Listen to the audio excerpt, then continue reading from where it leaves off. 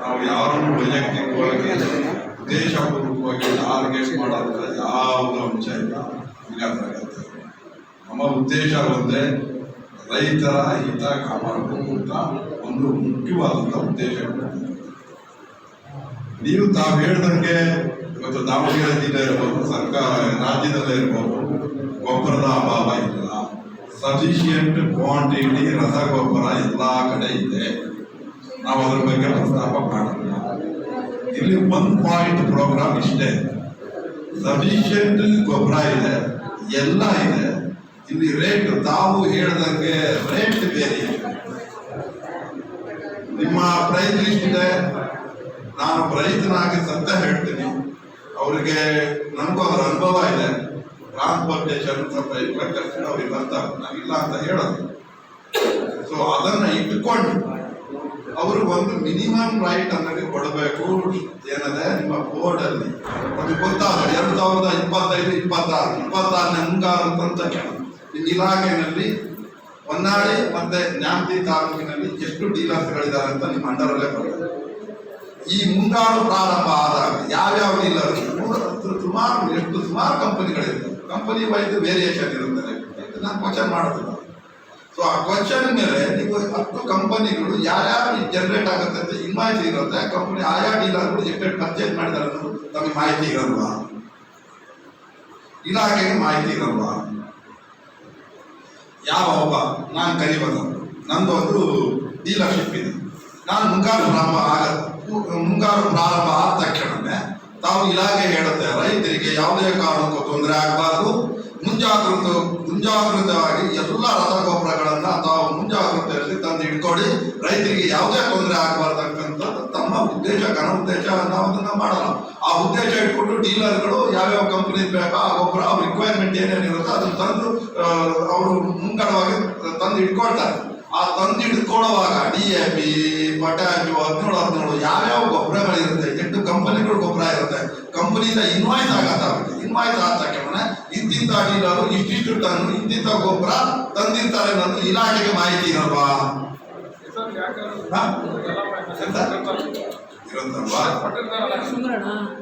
ಇಲಾಖೆಗೆ ನಾನು ಕರಿಬೋದಪ್ಪ, ನನ್ನೊಂದು ಕರಿಬೋದಪ್ಪ ಡೀಲರ್ ಅಲ್ಲಿ ನಾನು ಇಂಥ ಕಂಪನಿಯಿಂದ ಇಷ್ಟು ಟನ್ ತಂದಿದ್ದೀನಿ, ಇಂಥ ಕಂಪನಿಯಿಂದ ಇಷ್ಟು ಟನ್ ತಂದಿದ್ದೀನಿ, ಇಂಥ ಕಂಪನಿಯಲ್ಲಿ ಇಷ್ಟು ಟನ್ ತಂದಿದ್ದೀನಿ, ನಾನು ಬೆಂಗಳೂರು ಮಾಡಿದ್ದೀನಿ ಅನ್ನೋದು ಮಾಹಿತಿ. ಆ ಉದ್ದೇಶದಲ್ಲಿ ಅವತ್ತಿನ ಪ್ರೈಸ್ ರೇಟ್ ಕೂಡ ನಿಮಗೆ ಮಾಹಿತಿ ಬಂದಿದ್ದ ವಿತರಣೆ ಹಂತದಲ್ಲಿ ಆ ನಿಟ್ಟಿನಲ್ಲಿ ಆ ವಿತರಣೆ ಆಗಬೇಕು ಅಲ್ವಾ? ಆಗಿಲ್ಲ, ಆ ರೇಟಿನ ವಿತರಣೆ ಆಗಬೇಕು. ಸೊ ಮಿನಿಮಮ್ ಫಸ್ಟ್ ಇಷ್ಟು ಟನ್, ಇಂಥ ಗೊಬ್ಬರ ನನ್ನ ಹತ್ರ ಇಂಥ ಸ್ಟಾಕ್ ಇದೆ, ಇದು ನಾನು ಪರ್ಚೇಸ್ ಮಾಡಿರೋ ರೇಟು, ನಾನು ಮ್ಯಾಕ್ಸಿಮಮ್ ರಿಟೇಲ್ ಪ್ರೈಸ್ ನಾನು ಈ ರೇಟಿಗೆ ಮಾರಬೇಕು ಅಂತಕ್ಕಂಥದ್ದನ್ನ ಕನಿಷ್ಠ ರೈತರಿಗೆ ಎಜುಕೇಟ್ ಮಾಡ್ತಕ್ಕಂಥದ್ದು ಆ ಮಾಹಿತಿ ತಾವು ಕೊಟ್ಟಿರಲ್ವಾ? ಯಾಕೆ ಇಷ್ಟು ಅಬ್ನಾರ್ಮಲ್ ಆಗಿ ಫರ್ಟಿಲೈಸರ್ ರೈತರಿಗೆ ಹೋಗ್ತಾ ಇದೆ? ನಿಮ್ಮ ಹಿಡಿತ ತಪ್ಪು ಹೋಗಿದ್ಯಾ? ಇಲಾಖೆಯ ಕೈ ಹಿಡಿತದೆ ತಪ್ಪು ಹೋಗಿದ್ಯಾ? ಪ್ರಶ್ನೆ ಯಾಕೆಂದ್ರೆ ಯಾವುದು 30-40 ರೂಪಾಯಿ ರೈಟ್ ಇಲ್ಲ, ಅವ್ರಿಗೆ ಖರ್ಚಿರುತ್ತೆ. ನಾನು ಪ್ರಶ್ನೆ ಮಾಡಬಾರ್ದು. ಏನು 2 ಮೂಟೆ ತಗೊಳ್ಳೋವಂಥದ್ದು 1 ಮೂಟೆ ತಗೊಳ್ಳೋವಂಥದ್ದು ಸ್ಥಿತಿ ಬರ್ತದೆ. ರೈತರ ಬದುಕು ಎಲ್ಲಿದೆ? ಇಲಾಖೆ ಅನ್ನೋದು ಇದೆಯಾ ಜೀವಂತವಾಗಿ ಅನ್ನೋದನ್ನ ನಾವು ಕ್ವಶನ್ ಮಾಡಬೇಕಾಗಿದೆ. ಮೇಡಮ್ ಅವ್ರು ಹೇಳಿದ್ರು ಯೂರಿಯಾ 266 ರೂಪಾಯಿ ನಿಮ್ದು ನ್ಯೂ ಪ್ರೈಸ್ ಎಷ್ಟು? 450 ರೂಪಾಯಿ ಮಾತ್ರ. ಎಲ್ಲಿದೆ ಇಲಾಖೆ? ಇದೆಯಾ? ಹಳೆ ಸ್ಟಾಕ್ ಬಂದಿದೆ, ಹಳೆ ಸ್ಟಾಕ್ ಇನ್ನು ಡಿಸ್ಟ್ರಿಬ್ಯೂಟ್ ಆಗಿಲ್ಲ. ಹೊಸ ಪ್ರೈಸ್ ಲಿಸ್ಟಿಂದ ಅದಕ್ಕೆ ಹಳೆ ಸ್ಟಾಕ್ಗೆ ಹೊಸ ಸ್ಟಾಕ್ ಬೇಲಿ ಹಾಕೋ ಬಾಯಿ.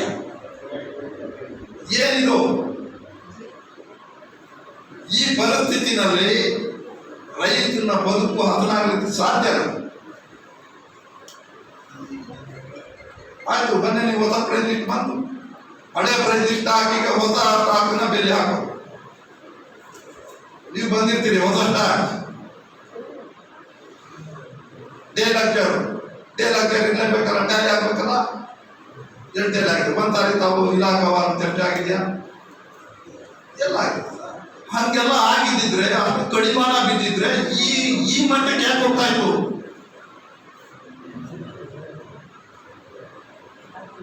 ನಾವು ಇಷ್ಟೆಲ್ಲ ನಿಮಗೆ ಹೋರಾಟಗಳ ಮುಖಾಂತರ ಉತ್ತರ ಕೊಡ್ಬೇಕಾ? ನಾವು ಒಬ್ಬ ರೈತರಾಗಿ ಒಬ್ಬ ವ್ಯಾಪಾರಸ್ಥನ ಪರಿಸ್ಥಿತಿ ಏನಂತ ನಾವು ಅರ್ಥ ಮಾಡ್ತೀವಿ. ಅವ್ರು ಅರ್ಥ ಮಾಡಿಕೊಂಡು ಅವ್ರನ್ನ ನಾವೇನೋ ಅನ್ಯಾಯ ಮಾಡ್ಬೇಕು ಅನ್ನೋದು ನಮ್ಮ ದುರುದ್ದೇಶ ಇಲ್ಲ. ನಮ್ಮ ಜೊತೆಗೆ ಅವರು ನಮ್ಮ ಅಂಟಮ್ ಕೂಡ, ಅವ್ರು ಯಾರು ಬೇರೆಯವರಲ್ಲ. ಯೂರಿಯಾ ಲಾಭ ಎಷ್ಟು ದೊಡ್ಡದು ಅಂತ ನನಗೆ ಗೊತ್ತಿದೆ, ನಿಮಗೆ ಗೊತ್ತಿದೆ ಇರ್ಬೋದು, ನನಗೆ ಗೊತ್ತಿದೆ. 1 ಕ್ವಿಂಟಲ್ಗೆ 6,000 ರೂಪಾಯಿ, 266 ರೂಪಾಯಿ ಡಿಸ್ಟ್ರಿಬ್ಯೂಟ್ ಆಗ್ತಾ ಇದೆ. ಎಲ್ಲ ಇದು ಏನಾಗ್ತದೆ, ಯೂರಿಯಾ ಯಾಕೆ ಅಂತ ಟಾಕ್ ಮಾಡ್ತಾರೆ ಅಂದ್ರೆ, ಎಲ್ಲ ಸಮಯ ಮುಗಿದಾದ್ಮೇಲೆ ಎಲ್ಲ ಇದ್ರದ್ದು ದೊಡ್ಡ ಲಾಭ ಇದೆ ಯೂರಿಯಾ. ಎಲ್ಲ ಡೈರಿ ಫಾರ್ಮ್ಗೆ ಹೋಗುತ್ತೆ. ಡೈರಿ ಫಾರ್ಮ್ಗೆ 100% ಯೂರಿಯಾ ಬೇಕೇ ಬೇಕು. ಆ ಸಬ್ಸಿಡಿ ವಿತೌಟ್ ಸಬ್ಸಿಡಿ ಪರ್ಚೇಸ್ ಮಾಡಲ್ಲ ಅವರು. ಇಲ್ಲಿಂದ ದೊಡ್ಡ ಲಾಬಿಗಳು ನಡೆಯುತ್ತೆ. ಇದು ದೊಡ್ಡ ಲಾಬಿ ಇದು ಕರ್ನಾಟಕ ರಾಜ್ಯ ಇದೆ. ನಿಮ್ಮ KMF ಅಲ್ಲಿ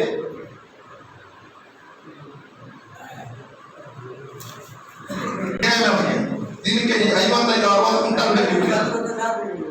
ಹೀಗಾಗಿ ಇದು ಯೂರಿಯಾದ ದೊಡ್ಡ ಲಾಬಿ. ಇದು ಯೂರಿಯಾ ಯಾಕೆ ಸ್ಟಾಪ್ ಮಾಡ್ತಾರೆ ಅಂದ್ರೆ, ಒಂದು ಕಡೆ ಅತಿ ಮಳೆಗಾಲ ಜಾಸ್ತಿ ಆದಾಗ ರೈತರಿಗೆ ಆನ್ ಮಾರ್ಕೆಟ್ ಕೃತಕ ಅಭಾವವನ್ನು ಸೃಷ್ಟಿ ಮಾಡಿ ಹವಾಪಿ ಬೀಳೋದು. ಇನ್ನೊಂದು ಯೂರಿಯಾ ಎಕ್ಕೆ ಮಳೆ ಆಗಿಲ್ಲ ಅಂತ ತಿಳ್ಕೊಳ್ಳಿ, ಆ ಸ್ಟಾಕ್ ಉಳಿದಿದ್ದನ್ನೆಲ್ಲ ಈ ಕಡೆ ತೊಡೋದು. ಉದಾಹರಣೆ ಇದೆ, ಸೀದಾಗಿರೋದು ಉದಾಹರಣೆ ಇದೆ ನೋಡಿ. ಹೊನ್ನಾಳಿ ತಾಲೂಕಿನಲ್ಲಿ ಸೀದಾಗಿರೋದು ಉದಾಹರಣೆ ಇದೆ. ಹೈಯೆಸ್ಟ್ ಇಲ್ಲಿ ನಮ್ಮ ಕೋಆಪರೇಟಿವ್ ಸೆಕ್ಟರ್ ಕರ್ನಾಟಕದಲ್ಲಿ ಇದ್ದಂಗೆ ಆ ಕಡೆ ತೆಲಂಗಾಣ, ಆಂಧ್ರದಲ್ಲಿ ಮತ್ತೆ ಕೇರಳದಲ್ಲಿ ಇಲ್ಲ. ಎಲ್ಲ ಇಲ್ಲಿಂದ ಲಿಸ್ಟ್ ಆಗುತ್ತೆ ಯೂರಿಯಾ. ಅದು ದೊಡ್ಡ ಲಾಬಿ ಬಿಡಿ. ಅದು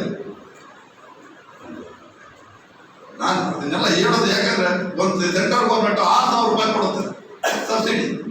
266 ರೂಪಾಯಿ ಎಷ್ಟು ಎಷ್ಟು ಕೊಡ್ತಾ ಇದೆ? ಇನ್ನು 300-600 ರೂಪಾಯಿ ಈ 1 ಕ್ವಿಂಟಾಲಿಗೆ. ಅದಕ್ಕೆ ಎಷ್ಟು ಸರ್ಕಾರ ಎಷ್ಟು ಕೊಡುತ್ತೆ? 6,000 ರೂಪಾಯಿ ನಿಮಗೆ ಹೆಚ್ಚು ಕಡಿಮೆ. ನಿಮಗೆ ಅಲ್ಲಿ 600 ರೂಪಾಯಿ ಅಂದ್ರೆ 4,400 ರೂಪಾಯಿ ಈ give subsidy for the government of India and state government. ಇಲಾಖೆಗೆ ಲಾಸ್ ಅಲ್ವಾ? ಸರ್ಕಾರಕ್ಕೆ ಲಾಸ್ ಅಲ್ವಾ? ಇದು ಇಲಾಖೆ ಇದು ಕುರುಡಾಗಿರೋದು. ನಾನು ಹೇಳೋದೇನಂದ್ರೆ, ದಯಮಾಡಿ ಅವ್ರು ಯಾರು, ನಾನು ಡೀಲರ್ಗಳೆಲ್ಲ ನಮ್ಮ ತಂಡಗಳ ಬೇರೆ ಯಾರಿಲ್ಲ, ದಯಮಾಡಿ ರೈತರ ಪರಿಸ್ಥಿತಿ ಅರ್ಥ ಮಾಡ್ಬೇಕು. ನಾನು ದಯಮಾಡಿ ಕೈ ಜೋಡಿಸಿ ವಿನಂತಿ ಮಾಡ್ತೀನಿ, ದಯಮಾಡಿ ರೈತರ ಹಿತ ಕಾಪಾಡಿ. ಬಂದಲ್ಲ ಒಂದಿನ ರೈತರು ಎತ್ತಲ್ಲ. ಇವತ್ತು ಎಷ್ಟು ಅಬ್ನಾರ್ಮಲ್ ಆಗಿ ನಡೀತಾ ಇದೆ ನೋಡಿ. ದಯಮಾಡಿ ನಾನು ವಿನಂತಿ ಮಾಡ್ತೀನಿ. ನಾನು DC ಅವರು ನಿರ್ಧಾರ ಮುಲಾಜ ಇಲ್ಲ ಈ ವಿಚಾರದಲ್ಲಿ, ಕಾಂಪ್ರಮೈಸ್ ಇಲ್ಲ ಈ ವಿಚಾರದಲ್ಲಿ. ಅಬ್ನಾರ್ಮಲ್ ತಗೊಳ್ಳಿ. ಅವ್ರಿಗೆ ಟ್ರಾನ್ಸ್ಪೋರ್ಟೇಷನ್, ರೋಡ್ ಅನ್ಲೋಡ್ ಅವರೆಲ್ಲ ಡೀಲರ್ಗಳ ಮೇಲೆ ಕೈ ಬೀಳುತ್ತಾರೆ. ಅದೆಲ್ಲ ಇಟ್ಕೊಂಡು ತಗೊಳ್ಳಿ. ನಮ್ಗೆ ಗೊತ್ತಿದೆ, ಒಬ್ಬ ಡೀಲರ್ ನೋವೇ ಅಂತ ನಮ್ಗೆ ಗೊತ್ತಿದೆ. ನಾವು ಅದನ್ನೆಲ್ಲ ಇಟ್ಕೊಂಡೇ ಹೇಳ್ತೀವಿ. ನಾವು ಎಲ್ಲ ಬಂದ್ರೆ ಏನೋ ಮಾತಾಡಕ್ಕೆ ರೆಡಿ ಇಲ್ಲ. ಆದ್ರೆ ಇಷ್ಟು ಅನ್ಸೈಂಟಿಫಿಕ್ ಆಗಿ ಇಷ್ಟು 200-300 ರೂಪಾಯಿ ಕಟ್ಟಲೆ ರೇಟ್ ಅನ್ನು ಜಾಸ್ತಿ ಮಾಡ್ತಾರೆ. ನಾನು ಡೀಲರ್ ನಾನು ಪ್ರಶ್ನೆ ಮಾಡೋದು, it is A question of department ನಿದ್ದೆ ಮಾಡ್ತಾ ಇದೆ ಅಂತ ಹೇಳ್ತಾ ಇದ್ದೀನಿ. ನಾನು ಈ ಹಂತಕ್ಕೆ ಜಿಲ್ಲಾಧಿಕಾರಿಗಳಿಗೆ ಮಾತಾಡಬೇಕು, ನಿಮ್ಮ ಕೃಷಿ ಡೈರೆಕ್ಟರ್ ಜೊತೆ ಮಾತಾಡಬೇಕು ಅಂತಂದ್ರೆ, ಈ ಹಂತದ ಪರಿಸ್ಥಿತಿ ಏನಾಗಿದೆ ಹೊನ್ನಾಳಿ ತಾಲೂಕು ರೈತರ ಪರಿಸ್ಥಿತಿ ಏನು? 1,600 ರೂಪಾಯಿ 700 ರೂಪಾಯಿ ಪಟ್ಟ 2,400 ರೂಪಾಯಿ. ಇದೇನಾಗಿದೆ ಅಂದ್ರೆ ಸತ್ಯನ, ನಿಮ್ಗೆ ಸತ್ಯನ ಎವಿಡೆನ್ಸ್ ಮಾಡೋಕ್ಕಾಗೋದಿಲ್ಲ. ಎವಿಡೆನ್ಸ್ ಮಾಡ್ಬೇಕಂದ್ರೆ ನಾನು ಮಾಡ್ತೀನಿ. ಆದ್ರೆ ನಾನು ಎವಿಡೆನ್ಸ್ ಮಾಡಿದ್ರೆ ಸುಮ್ಮನೆ ನನ್ನ ಅರ್ಥಗಳು ಡೀಲರ್ಗಳಿಗೆ ತೊಂದರೆ ಆಗುತ್ತೆ ಅನ್ನೋದು ನಮ್ಮ ಇದೇ ತಾಲೂಕಿನಲ್ಲಿ ನಾನು ಅಂತೇಳಿ ಮೌನವಾಗಿ ನಾನು ನಿಮ್ಮ ಇಲಾಖೆಗೆ ಗಮನ ತರಲಿಕ್ಕೆ ಪ್ರಯತ್ನ ಮಾಡ್ತೀನಿ. ನಾನು ಯಾರನ್ನು ಟಾರ್ಗೆಟ್ ಮಾಡೋ ಉದ್ದೇಶನೇ ಇಲ್ಲ ಇಲ್ಲಿ. ದಯಮಾಡಿ ನಿಮಗೆ ಕೈ ಜೋಡಿಸಿ ವಿನಂತಿ ಮಾಡ್ತೀನಿ, ರೈತರಿಂದ ಕಾಪಾಡಿ. ನೀವು ನಮ್ಮ ಅರ್ಥಗಳೇ ಅಪ್ನಾರ್ಮಲ ಮಾಡಬೇಡಿ. ದಯಮಾಡಿ ಕೈ ಮುಗಿದು ಹೇಳ್ತೀನಿ ನಿಮಗೆ.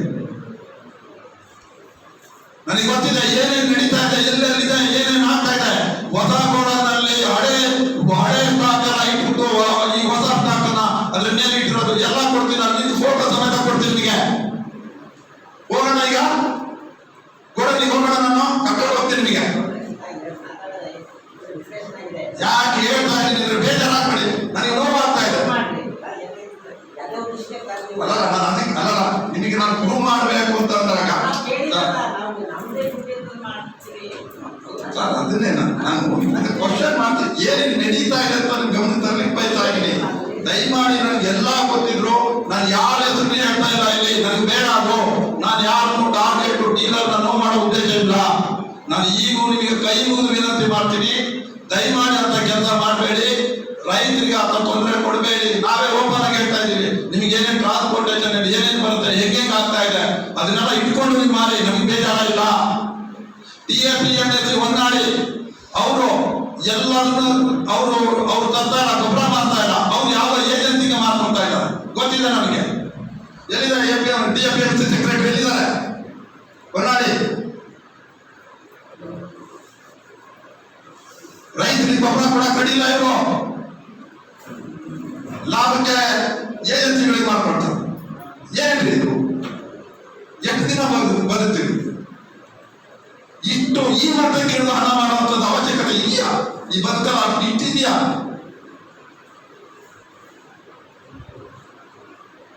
ಇದನ್ನೆಲ್ಲ ನಾವು ಹೇಳ್ಬೇಕಂತಂದ್ರೆ ಏನು ನಾವು ಎಲ್ಲ ರೀತಿ ಎವಿಡೆನ್ಸ್ ತಗೊಂಡು ಬಂದಿದ್ದೀವಿ. ನಾವೇನು ಅದಕ್ಕೆ ನಾನು ಏನು ಮಾತಾಡ್ತಲ್ಲ, ಎಲ್ಲ ಡೀಲರ್ಗಳಿಗೆ ಕೈ ಮುಗಿದು ವಿನಂತಿ ಮಾಡ್ತೀನಿ, ಮುಂದೆ ದಯಮಾಡಿ ಆ ಥರ ಮಾಡಬೇಡಿ, ದಯಮಾಡಿ ಮಾಡಬೇಡಿ. ಒಳ್ಳೇದಲ್ಲ, ನಮ್ಮ ಮಕ್ಕಳು ಮನೆಗೆ ಒಳ್ಳೇದಾಗಲ್ಲ. ಮೇಲೊಬ್ಬ ನೋಡ್ತಾ ಇದ್ದಾನೆ, ದೇವರು ಕಾಯ್ತಾ ಇದ್ದಾನೆ.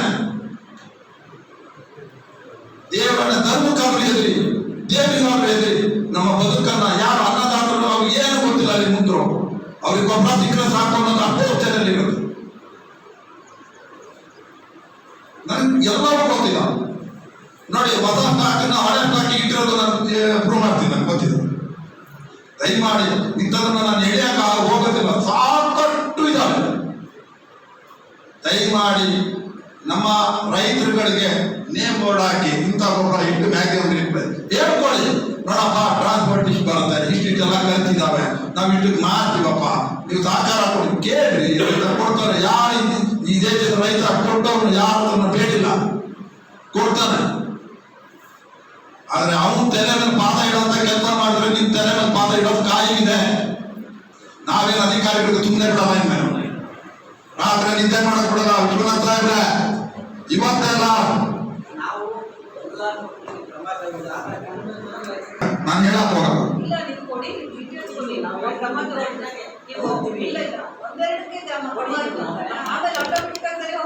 ನಾನು ಅವ್ರಿಗೆ ಹೇಳಿದ್ದೀನಿ, ಕಾನೂನಿನ ಭಯ ಯಾವ ಮನುಷ್ಯನಿಗೆ ಇರಲ್ಲ. ಅವನು ಏನ್ ಬೇಕಾದ್ರೂ ಕೃತ್ಯ ಎದುರಿಸ್ತಾನೆ. ಮಾಡಿ take legal action for the 4-5 ಜನಗಳು ವಜಾ ಮಾಡಿ. ಕಾನೂನಿನ ಭಯ ಯಾವಾಗ ಮನುಷ್ಯನಿಗೆ ಹುಟ್ಟುತ್ತೋ ಅವತ್ತು ಕಾನೂನಿನ ಕ್ರಿಮಿನಲ್ ಆಕ್ಟಿವಿಟಿ ಮಾಡೋದನ್ನ ನಿಲ್ಲಿಸ್ತಾನೆ. ನಾನೇ ಇರ್ಬೋದು. ಕಾನೂನಿನ ಭಯ ಬರಬೇಕು ಮನುಷ್ಯನಿಗೆ. ಭಯ ಇಲ್ಲ ಅಂದ್ರೆ ನಾನು ಏನ್ ಮಾಡಿದ್ರು ನಾನು ಜೈ ಮಾಡ್ತೀನಿ ಅನ್ನೋ ಅಹಂಭಾವವಾಗಿದೆಯಲ್ಲ, ಮನುಷ್ಯನನ್ನ ಏನು ಕೃತ್ಯ ಮಾಡಕ್ ಬೇಕಾದ್ರೂ ತಗೊಂಡು ಹೋಗುತ್ತೆ. ಇದನ್ನ ಅರ್ಥ ಮಾಡ್ಕೋಬೇಕು. ದಯಮಾಡಿ ಕಾನೂನಿನ ಭಯ ಹುಟ್ಟಿಸ್ಬೇಕು. ಯಾರು ಇಲ್ಲೀಗ ನಾನೇ ಮಾಡ್ತೀನಿ, ನನ್ನಲ್ಲಿ ಟೇಕ್ ಲೀಗಲ್ ಆಕ್ಷನ್, ಬಿಡಬೇಡಿ. ಈ ನಿರ್ದಾಕ್ಷಿಣ್ಯ ಕ್ರಮ ತಗೊಳ್ತೀವಿ ಅನ್ನೋ ಭರವಸೆ ಮೇಲೆ ನಿಮ್ಮೆಲ್ಲ ನಂಬಿಕೆ ಇಡ್ತೀವಿ. ದಯಮಾಡಿ ನಾನು ಎಲ್ಲ ಡೀಲರ್ ಬಂಧುಗಳಿಗೆ ಕೈ ಜೋಡಿಸಿ ನಿಮಗೆ ವಿನಂತಿ ಮಾಡ್ತೀನಿ, ಕೈ ಮುಗಿ ಇನ್ನೊಂದ್ಸರಿ ವಿನಂತಿ ಮಾಡ್ತೀನಿ. ದಯಮಾಡಿ ಆ ಮಟ್ಟದ ರೇಟ್ಗಳ ರೈತರ ಮೇಲೆ ಹಾಕಬೇಡಿ. ದಯಮಾಡಿ ಒಂದ್ಸರಿ ಕೇಳಿ, ನಮಗೂ ಫ್ಯಾಮಿಲಿ ಇದೆ, ಮಕ್ಕಳು ಮರಿಗಳು ಅಣ್ಣ ತಮ್ಮಗಳು ಎಲ್ಲ ಇರ್ತಾರೆ, ಪಾಪದ ಹೊರ ಬೇಡ. ದಯಮಾಡಿ ನಿಮ್ಗೆ ಏನಿದೆ ಪೊಸಿಷನ್, ದಯಮಾಡಿ ನೀವೆಲ್ಲ ಅಧ್ಯಕ್ಷರು, ನೀವು ಅಧ್ಯಕ್ಷರು ಎಲ್ಲ ದಯಮಾಡಿ ಕಡಿಮೆ ಮಾಡಿ.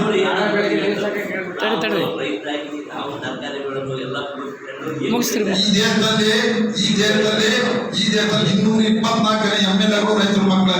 ಅವರ ನಮ್ಮ 50 ಎಕರೆ ಇದ್ರೆ ಅವ್ರು 1,000 ಎಕರೆ ಇದಾವೆ. ನಾವು ರೈತರ ಎಲ್ಲ ಹಸಿರು ಜಾಗಗಳನ್ನ ಟವಲ್ ದುಪ್ಪಡಿ ಅಂತ ಶಾಲ ಕಂಡೆ ಪ್ರಮಾಣ ವಚನ ಮಾಡುತ್ತಾರೆ. ಆದ್ರೆ ರೈತರಿಂದ ಕಾಪಾಡು ಮಾಡ್ಲಿಕ್ಕೆ ಯಾರು ರೆಡಿ.